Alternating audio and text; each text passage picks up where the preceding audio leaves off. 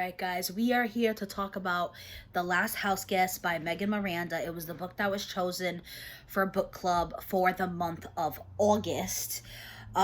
This was my first Megan Miranda read. I know Charmaine has been obsessed with Megan Miranda. She's read, I think when she did her haul in like July, I think she said she read like 7 of her books. So this was another one added to her collection. Guys, let me know what you thought of the book down below. I enjoyed it, but I will say, like Charmaine said in her video, or maybe, I know she told me personally, but I think she mentioned in her video, that you definitely have to focus. I think it too being an audiobook definitely makes a difference. It's definitely a book that I probably would have been better off if I had had the hard copy, because I had to really listen. Because, you know, sometimes I'll play an audiobook and I'm cooking or cleaning or doing whatever, but with that book I really had to sit and listen, because it like bounces between the past and the present, and in the past when one of the characters is alive, but in the past and she's already gone, so you do really have to pay attention. I found myself having to like fast forward and rewind and re-listen to some parts. So I enjoyed the book, but it's definitely one where you do have to pay a little more attention. So let's get right into the questions. Number 1, life in a small town. Avery lives in a place where everyone knows her past, her family history, her personal struggles, her romantic life, and so on. Do you have any experience living in a small town like this? Personally, no. I live in a city. It's not a big city, but it is definitely not considered a small city.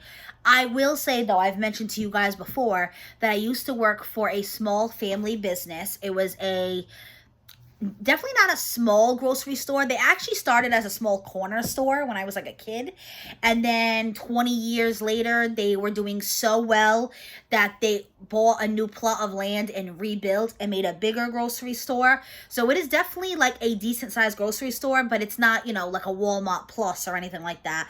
But anyway, what I was trying to say was, working there and the community there kind of reminded me of like a small town setting.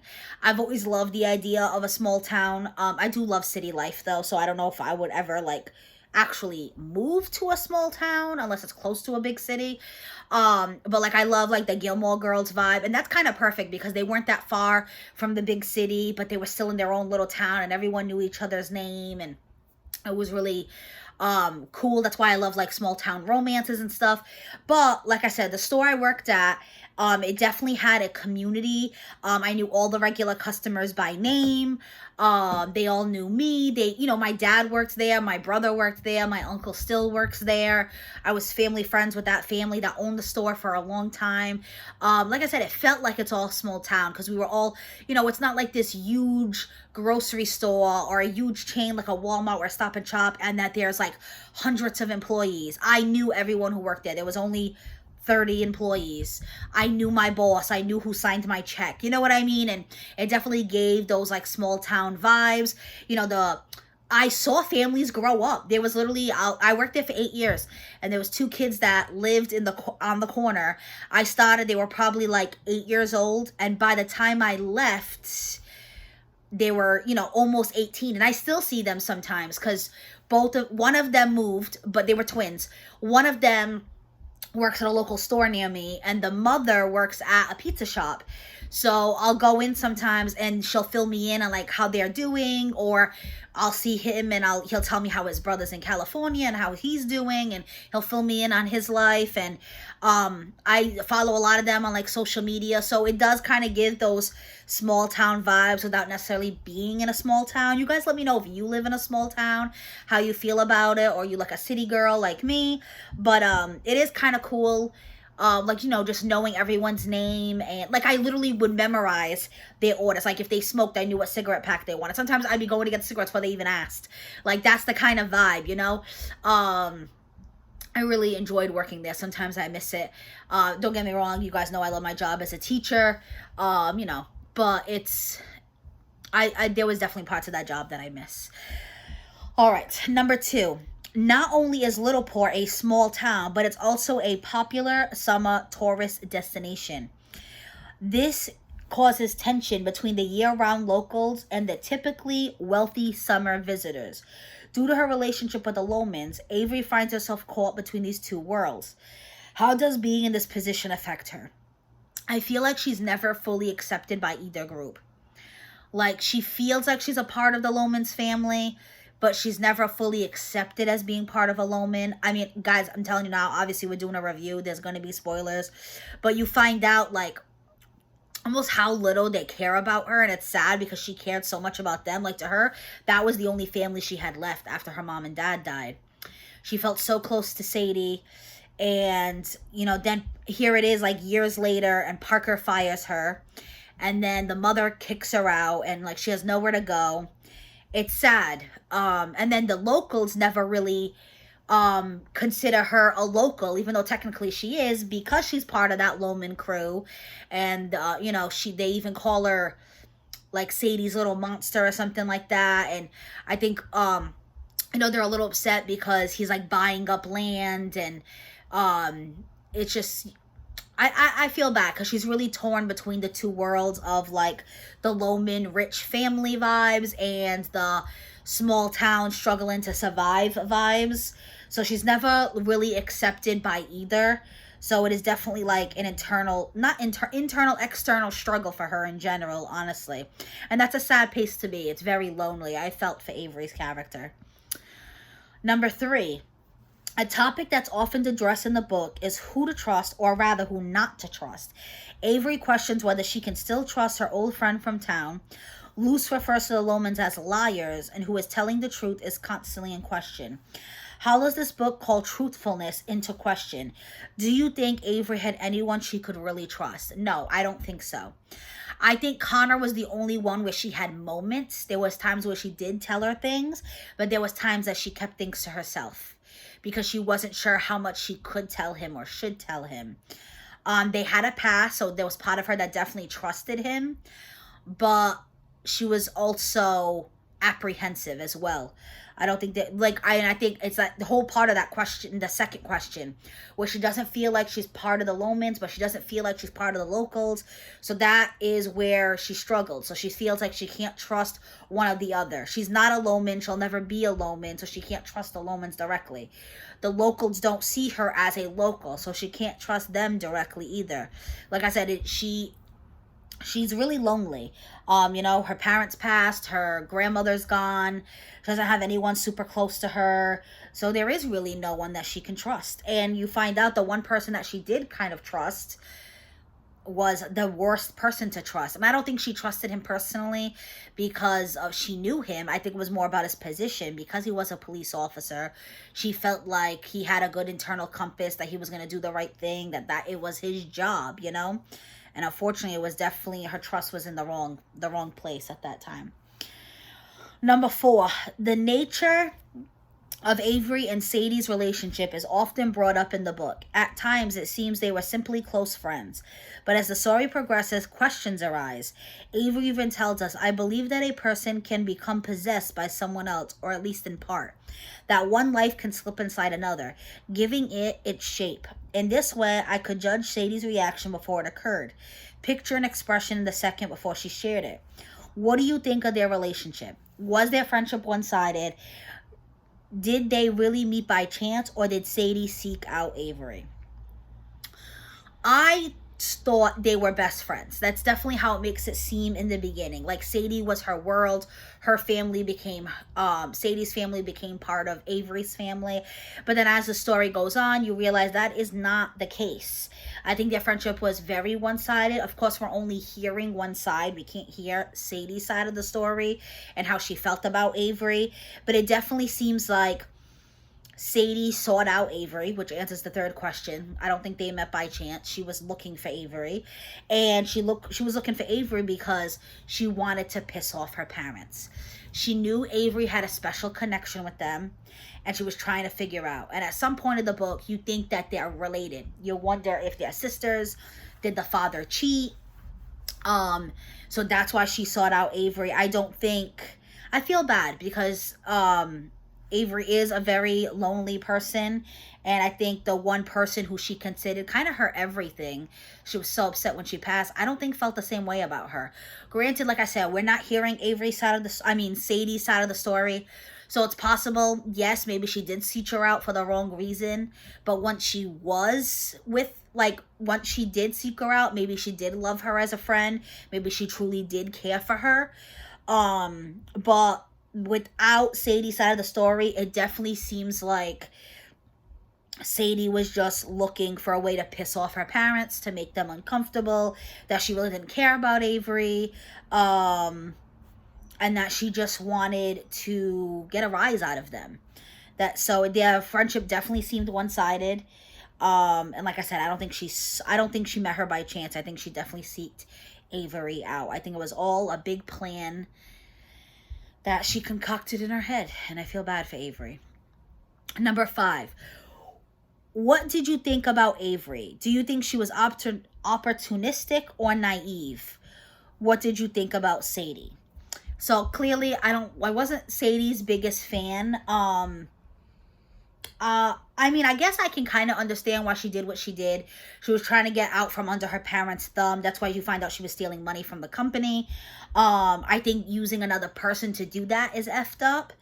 But it's not like she did it just to be sick. Like, she's not just like, oh, I want to make my parents miserable, let me get this girl involved. There was obviously a reason, so that makes it a little less horrible, but it's still not a good person in my opinion. And that's why I feel so bad for Avery. I think Avery is very smart. I don't know if opportunistic is the right word, because that makes it sound like almost like shady, like she was using her too, which I don't think that's the case. I think she really cared about Sadie, and I think she was smart with her money and the investment she made. And, you know, she needed a job, and the Lomans were willing to give her that.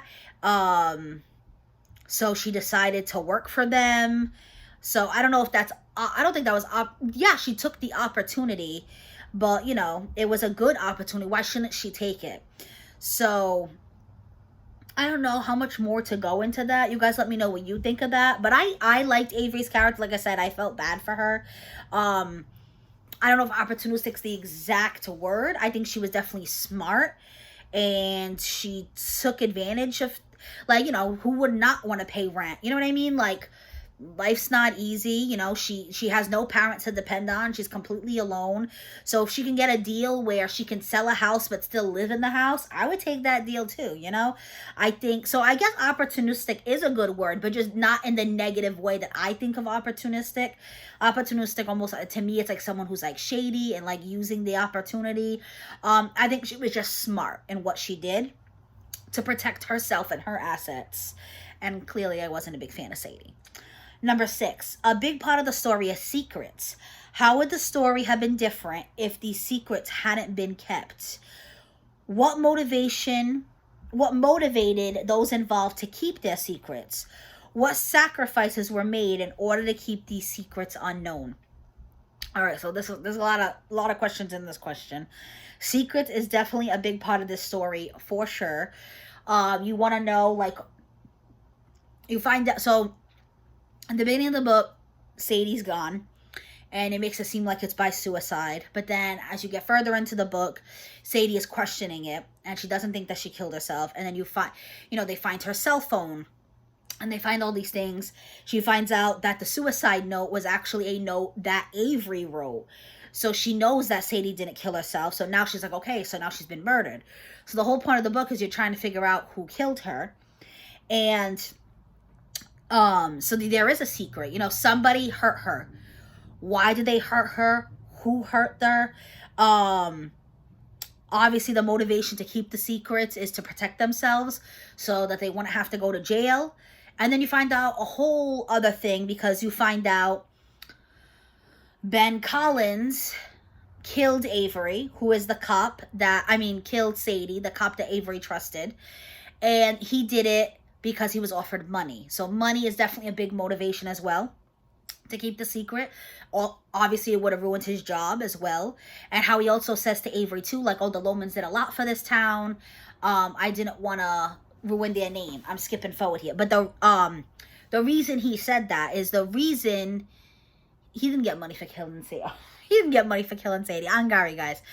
He killed Sadie because Sadie found out his secret. Hence why I said secret is a big thing with this story for sure. And the secret is that he covered up Parker, which is Avery's brother, Sadie's brother, killed Avery's parents. So that is how Avery's parents died. It was in a car accident. I'm trying to think, they must have covered, I forgot, how does she think she knows they died in a car accident, but do they think it was a hit and run? Or did they think he just fell asleep at the wheel? I think they think he just fell asleep at the wheel. But anyway, you find out that Ben Collins covered it all up because the Lomans were going to pay him money. And he kind of defends himself because he doesn't want to make it just seem like it's about money. And he even said to Avery, oh, the Lomans did a lot for this town. So it wasn't like just money for him. And I think that's definitely not true. I think he just wanted the money because that would obviously ruin his career. So it's money, it's secrets. And that's the secret that Sadie found out. So she was going to release all that information because you could tell she was very jealous of Parker. She kept saying how Parker gets away with everything and all these things. And when Ben Collins finds out, he knows that he will get in trouble. Now Parker would get in even more trouble because Parker's the one that actually killed Avery's parents. But Ben would get in trouble for covering it up as an officer of the Lord. Oh my God, as an officer of the law. So he had to quiet Sadie. I keep mixing them up. I'm sorry, guys. And he even says, like, to Avery, like, oh, I didn't mean to kill her. Like, I pushed her.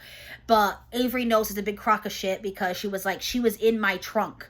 She was alive. She was scratching, because she sees the scratch marks and she sees these things. So she knows he's just saying that to make himself feel better. But he definitely did not kill her by accident. There was intent. Obviously, he set it up to make it look like she killed herself. He is an officer of the law, so he knows how to hide evidence and do all those things. So secrets, money is definitely a big part of this story for sure. He sacrificed a life. He literally killed somebody to hide his secret. And the Lomans paid him off to hide Parker's secret. So poor Avery never knew what really happened to her parents. Parker got to sit scot-free. Obviously, that changes at the end because it is finally released that Parker killed the parents. You hear that he's doing like house arrest and he has like an ankle monitor. Ben Collins ends up dying. He ends up being pushed off a ledge. I don't really know if Parker was considered at fault for that because it looks like they were just having a struggle. They were just fighting and then he fell off the ledge. So it's kind of like another accidental death.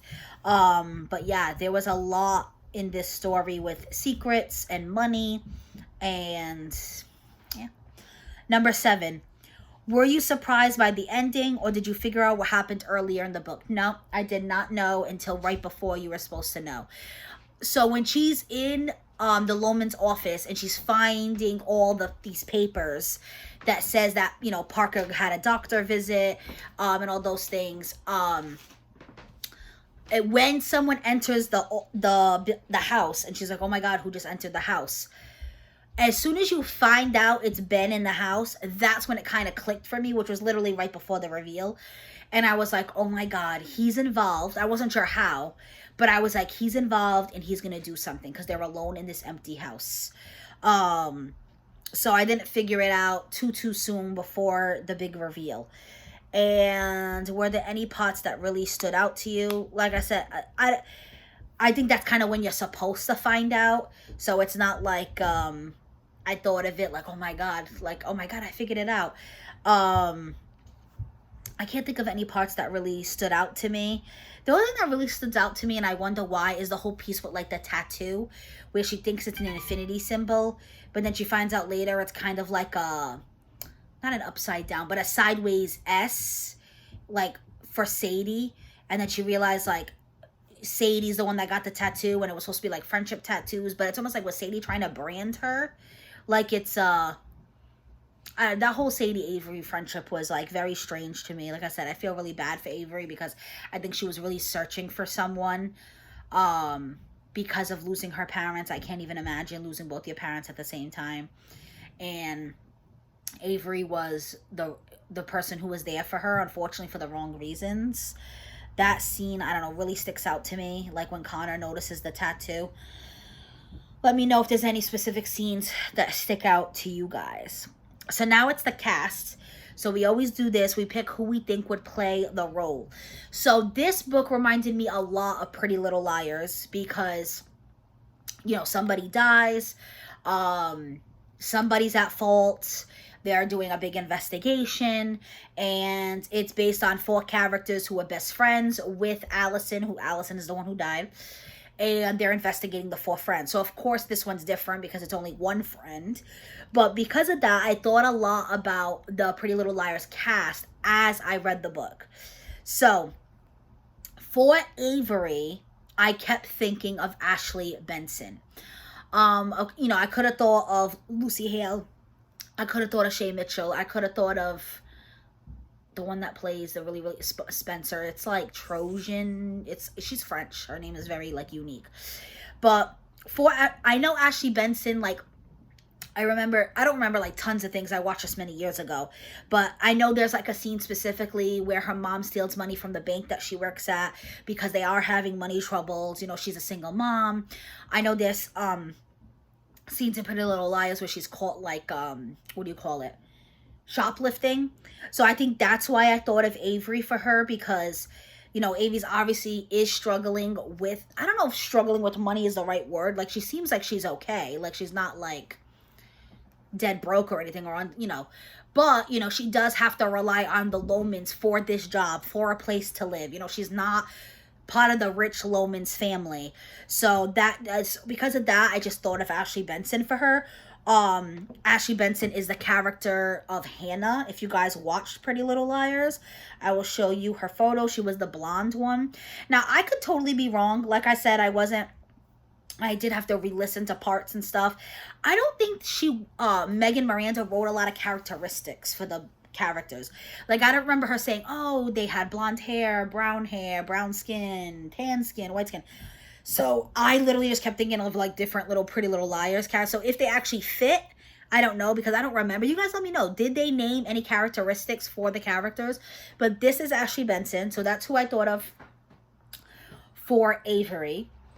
Now for Sadie, because Sadie is the one that is dead, I thought of Sasha Peterson, who is Allison on Pretty Little Liars. So I will show you Sasha Peterson. She's also another pretty blonde. And this is Sasha Peterson, who plays Allison, who is dead at the beginning of the show, basically. And then for Parker, he's actually the one person I did not think of a Pretty Little Liars. I do not know. Like I said, people just pop in my head as I'm reading. And the actor that literally kept... Joe. The actor who literally just kept popping into my head, and I don't know why, because I don't think he's ever played an evil guy. You guys let me know. But I literally thought of Austin Butler. And I love Austin Butler. But I could see him playing like a bad guy, you know? A rich bad guy. So that's what I thought of for Parker. Austin Butler, the only non-Pretty Little Liars actor. Then for Connor, because he did date Avery, and I have Hannah, or Ashley Benson, I should say. Hannah was her character on Pretty Little Liars. I thought of her boyfriend in Pretty Little Liars, who is Tyler Blackburn. And I could definitely see him being like a boat guy. Like, I don't know, he has like a unique look to him. This is him right here. I think because he kind of reminds me of like a younger Johnny Depp, and then Johnny Depp makes me think of Pirates of the Caribbean. I don't know. But yeah, I thought of Tyler Blackburn when I was reading the parts about Connor. And then Luce is easy for me. I literally thought of Lucy Hale. And Lucy Hale plays one of the characters. She's one of the friends. Oh my god, the one she played, the name's not... Aria. There you go. I said she was literally my favorite. But she is literally who I thought of for Luce. And then Ben Collins, because he was a cop, I literally thought of the actor. I didn't know his name, so I literally had to look it up. but I thought of the guy who played the cop in Pretty Little Liars. And his name is Sean Faris. So I'll show him to you guys. And for a while, you start to wonder if he's a dirty cop too, as your Pretty Little Liars had you like in a big, like, you were all left up. You didn't know what was going on. I don't even remember who A is anymore. Like, legit, it's insane. I had so many twists and turns in all the years it lasted. I don't even think it's something I would enjoy now. It's crazy how things change, like, as you get older. Because it's just, like, so unrealistic. Alright, and then for Faith, I actually thought of the actress who played Mona on Pretty Little Liars. Because she did kind of F up with the friends. I know in, like, the books, she was, like, actual A. In the shows, they changed it. And she was A at the end of season 1. Or she worked with A and then somebody else took over. Like I said, I don't remember all of it. It's been a while. But her name was Janelle. Her name in real life is Janelle Parrish. So this is who I thought of for Faith. Because Faith was the one that was messing up the motels. And for a while, guys, I thought that Sadie was actually going to be alive. I was like, did they like find a different body and put identifying marks on her? Is it actually Sadie who's alive and haunting the hotels? Like, is she just trying to like stay onto the radar for some reason? You guys let me know if you ever thought that, but that was something that crossed my head. And then for Mr. and Mrs. Loman, I literally just thought of Allison's parents on Pretty Little Liars. Because like I said, they lost their daughter, so it made me think of Pretty Little Liars. And how they lost a daughter. So I will show you guys them. Allison's parents on, I don't remember the actors' names anymore. So this is the one that played her mom. She ended up playing her mom and her aunt, right? Because didn't she have like a twin sister, you find out? That's why you see her here as like a brunette and over here as a blonde. And she did play kind of a bitch. And her mom was kind of bitchy in Pretty Little Liars. I mean, in the book. So that would be Mrs. Loman, and her name is Andrea Parker. And then the father is Jim Abel. So let me show you guys a picture of him. And you guys let me know down below whether you want to do all the characters or just the main characters. Let me know who you picked, who you would pick to cast the roles. But this is who I would pick for Mr. Loman here. And you can even see this picture right here is literally him with Allison in Pretty Little Liars. So yeah, that's who I thought of to cast the roles for The Last House Guest by Megan Miranda. I think if I am to read any more Megan Miranda, it would be hard copy. Because like I said, I did struggle with it being audio. It was a lot of rewinding and fast forwarding and re-listening. So it's not that I didn't like it. It's just, it was a little harder with the audio to catch on because it does jump a lot into the past and the present and all those things. But you guys let me know down below if you enjoyed it. If you want to answer any of the questions down below, please do as well. I know I had somebody ask on one of my videos. I haven't been able to get back to comments. You guys know it was my birthday. I went away and things have just been crazy over here. But, to join book club, all you literally have to do, there's no sign up sheet, there's no nothing. All you have to do is watch the videos and comment on the videos. If you want, obviously you would have to get the book, read the book, all those things. But even if you don't want to actually read the book and you just want to support me and Charmaine, support book club. But of course, if you want to answer the questions, you would have to read the book. You know, either your local library or Kindle or thrift books or book outlets or Amazon, Target, whatever. But yeah, that's literally it. You just get the book, watch the videos. We always do with the reveal of the book. That will be next week. Then we do the book club treats that we're going to use, eat, drink while we read the book. Then the following one is the suggestions for the following month. There we show you guys the questions and then we do the review. So if you guys look at the comments down below, people will be answering the questions. We also have a Facebook group because I can link that down below as well. Maybe me and Charmaine can do a little post on there. I will mention it in case you guys are new here. I know I've been getting new followers. I hit 1K. Thank you guys. So there is going to be a giveaway video going up some point next week is my plan. I'm trying to play catch up. I literally start work next week. So I'm kind of in like crazy mode right now. Trying to get my house clean and organized before I go back and cleaning my closet and all those things since I came back from vacation. But anyway, I do really appreciate hitting the 1K. It was amazing. I was kind of sad 2 days before because I had gone up to 998 and I was like, oh my God, I'm 2 people away. And then I went down to 990 and I was like, oh my God, it's not going to happen. And it's just a number. Even if it happened after my birthday, it happened after my birthday. But it felt really good, especially because I hit 500 last year. To know I got 500 more of you within a year is absolutely amazing. Thank you guys so much. Thank you for being part of book club. Thank you for supporting my channel. Thank you, Charmaine, for being an amazing friend and having the idea to do this. I love you. I love all of you. You guys want to say hi to Mitt and go? Hi everybody. Thank you for helping Mommy to DD 1000. He's the mascot for book club along with Alfie, which is Charmaine's cat. But that is it for this video, guys. Like I said, if you want to answer any of the questions, let me know down below. If you have a cat, be safe, guys.